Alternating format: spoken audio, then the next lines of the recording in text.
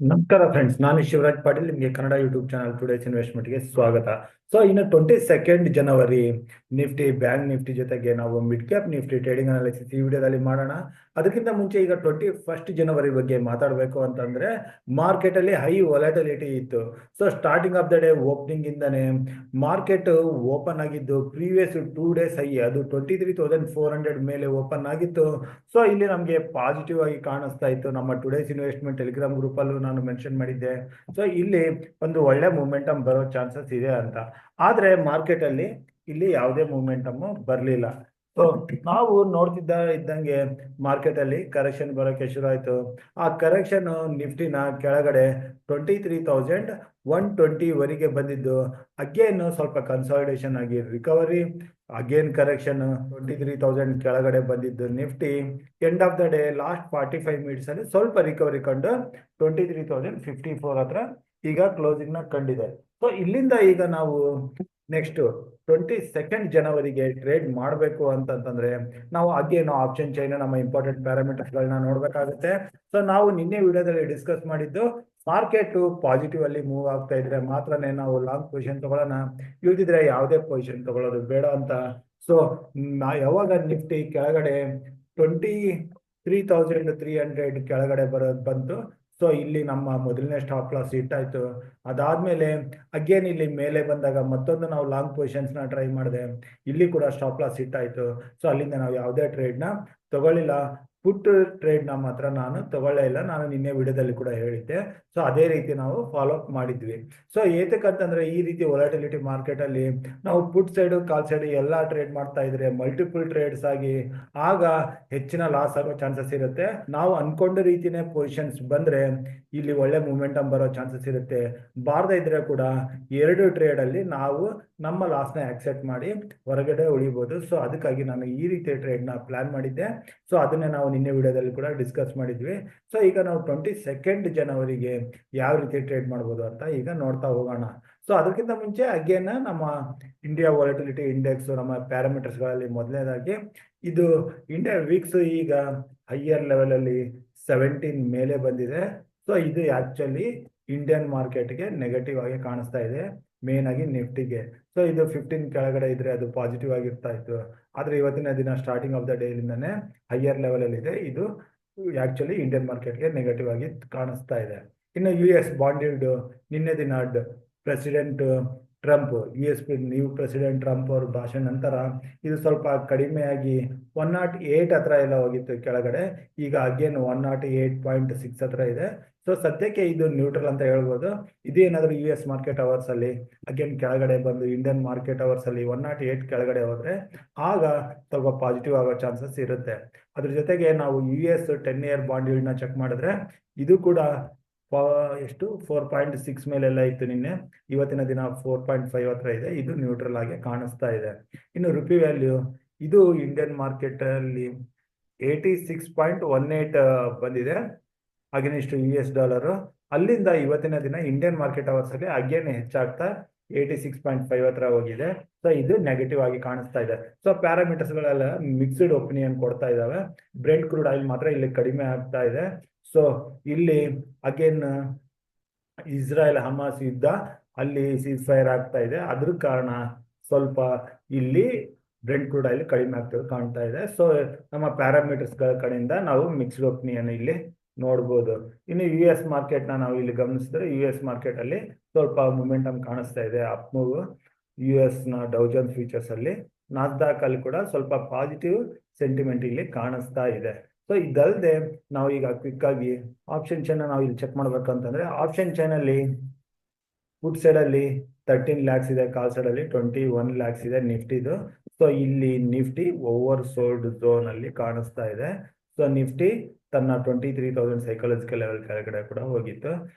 ಈಗ ನಿಫ್ಟಿಗೆ highest open interest beet ಆಗಿರೋದು ಅಂತ ನೋಡಿದ್ರೆ ಇಲ್ಲಿ 75,000 23,200 ಹತ್ರ. ಅಲ್ಲಿಂದ ಮೇಲೆ 23,300 ಹತ್ರ ಹಾಗೂ 23,400 23,500. 23,200 ಮೇಲೆ ಎವ್ರಿ 100 ಪಾಯಿಂಟ್ಸ್ಗೆ ಹೈಯೆಸ್ಟ್ ಓಪನ್ ಇಂಟ್ರೆಸ್ಟ್ ಬೀಟ್ ಆಗಿದ್ದಾವೆ. ಇನ್ನು ಸಪೋರ್ಟ್ ಅಂತ ನೋಡ್ತಾ ಬಂದ್ರೆ ನಾವು ಪುಟ್ ಸೈಡ್ ಅಲ್ಲಿ ಇಲ್ಲಿ ಚೇಂಜ್ ಇನ್ ಓಪನ್ ಇಂಟ್ರೆಸ್ಟ್ ಅಲ್ಲಿ ಪುಟ್ ರೇಟರ್ಸ್ ಹೊರಗಡೆ ಬರ್ತಿದ್ದಾರೆ. ಸೊ ಅದು ಆ್ಯಕ್ಚುಲಿ ನೆಗೆಟಿವ್ ಮೂಮೆಂಟಮ್ ಅಂತ ಹೇಳ್ಬೋದು. ನಿಫ್ಟಿ ಅಗೇನ್ ಇವತ್ತಿನ ದಿನದ ಲೋ ಕಟ್ಟಾಗಿ ಕೆಳಗಡೆ ಟ್ರೇಡ್ ಆಗಿ ಶುರು ಆದರೆ ನೆಕ್ಸ್ಟ್ ಸಪೋರ್ಟು ಡೈರೆಕ್ಟಾಗಿ 22,700 ಹತ್ರ ಈ ಲೆವೆಲಲ್ಲಿ ಕಾಣಿಸ್ತಾ ಇದೆ. ಸೊ ಇದನ್ನ ನಾವು ನೋಟ್ ಮಾಡಿಕೊಂಡು ಈಗ ಟ್ರೇಡಿಂಗ್ ಲೆವೆಲ್ಸ್ನ ನೋಡೋಣ. ಸೊ ಈಗ ನಾವು ನಿಫ್ಟಿ 15 ಮಿನಿಟ್ಸ್ ಕ್ಯಾಂಡಲಲ್ಲಿ ಬರೋಣ. ಸೊ ನಿಫ್ಟಿ ತನ್ನ ಪಿಂಕ್ ಝೋನ್ ಕೆಳಗಡೆ ಬಂದು ಕ್ಲೋಸಿಂಗ್ನ ಕೊಟ್ಟಿದೆ 23,052 ಹತ್ರ. ಸೊ ಇಲ್ಲಿ ನಾನು ನಿಫ್ಟಿಗೆ ಕೆಳಗಡೆ 22,950 ಹಾಗೂ ಮೇಲೆ 23,200 ಈ ಎರಡು ಲೆವೆಲ್ನ ಇಂಪಾರ್ಟೆಂಟ್ ಆಗಿ ಮಾರ್ಕ್ ಮಾಡ್ಕೋತಾ ಇದ್ದೀನಿ.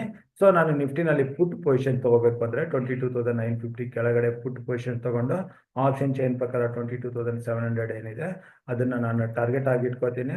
ಅದೇ ನಿಫ್ಟಿ ಏನಾದರೂ ಒಂದು ಮೂಮೆಂಟಮ್ ಕೊಟ್ಟು ಈ ರೆಡ್ ಕ್ಯಾಂಡಲ್ ಮೇಲೆ ಅಂದರೆ 2 ಗಂಟೆಯಿಂದ 2:15 2:00 to 2:15 ಈ ಸಮಯದಲ್ಲಿ ಆದ ಈ ರೆಡ್ ಕ್ಯಾಂಡಲ್ ಏನಿದೆ ಅದ್ರ ಮೇಲೆ ನಿಫ್ಟಿ ಟ್ರೇಡ್ ಆಗಿ ಶುರು ಆದರೆ ಇಲ್ಲಿಂದ ನಾನು ಶಾರ್ಟ್ ಕವರಿಂಗ್ ಎಕ್ಸ್ಪೆಕ್ಟ್ ಮಾಡ್ತೀನಿ, ಅಥವಾ 23,200 ಕ್ರಾಸ್ ಆದಮೇಲೆ ಹೆಚ್ಚಿನ ಮೂಮೆಂಟಮ್ನು ಎಕ್ಸ್ಪೆಕ್ಟ್ ಮಾಡ್ತಾ ಇದ್ದೀನಿ.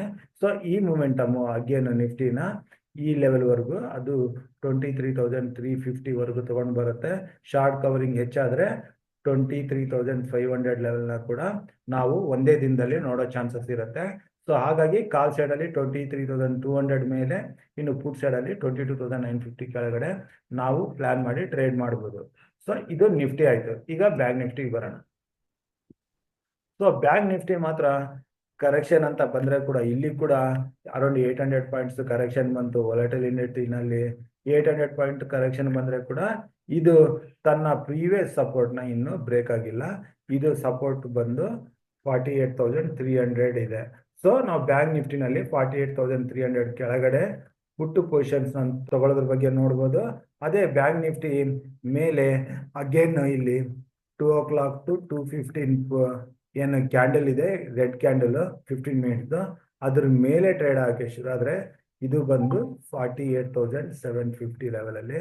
ಸೊ ಇದ್ರ ಮೇಲೆ ಹೋದರೆ ಸಿ ಪೊಸಿಷನ್ಸ್ನ ಪ್ಲಾನ್ ಮಾಡ್ಬೋದು. ಇಲ್ಲಿ ಕೂಡ ಒಂದು ಒಳ್ಳೆ ಶಾರ್ಟ್ ಕವರಿಂಗ್ ಇಂದ ಬ್ಯಾಂಕ್ ನಿಫ್ಟಿ ಅಗೇನ್ 49,500ವರೆಗೆ ನಾವು ಟಾರ್ಗೆಟ್ ಇಟ್ಕೊಂಡು ಟ್ರೇಡ್ ಮಾಡ್ಬೋದು. ಈ ಮಧ್ಯದಲ್ಲಿ ನೋ ಟ್ರೇಡಿಂಗ್ ಝೋನ್ ಅಂತ ನಾವು ಕನ್ಸಿಡರ್ ಮಾಡ್ಬೋದು. ಸೊ ಈ ಲೆವೆಲ್ಸ್ಗಳನ್ನ ನಾವು ಬ್ಯಾಂಕ್ ನಿಫ್ಟಿನಲ್ಲಿ ಪ್ಲಾನ್ ಮಾಡೋಣ. ಇನ್ನು ಫೈನಲ್ ಆಗಿ ನಾವು ಸೆಲೆಕ್ಟ್ ಮಿಡ್ ಕ್ಯಾಪ್ ನಿಫ್ಟಿಗೆ ಬಂದರೆ, ಸೆಲೆಕ್ಟ್ ಮಿಡ್ ಕ್ಯಾಪ್ ನಿಫ್ಟಿನಲ್ಲಿ ಹೆಚ್ಚಿನ ಕರೆಕ್ಷನ್ ಮೋರ್ ದ್ಯಾನ್ 2% ಬಂದಿತ್ತು. ಸೊ ಇದು ಈಗ ತನ್ನ ಸೈಕಲಾಜಿಕಲ್ ಸಪೋರ್ಟ್ 12,000ನ ಡಿಫೆಂಡ್ ಮಾಡಿ ಅದ್ರ ಮೇಲೇನೆ ಕ್ಲೋಸಿಂಗ್ನ ಕಂಡಿದೆ 12,013 ಹತ್ರ.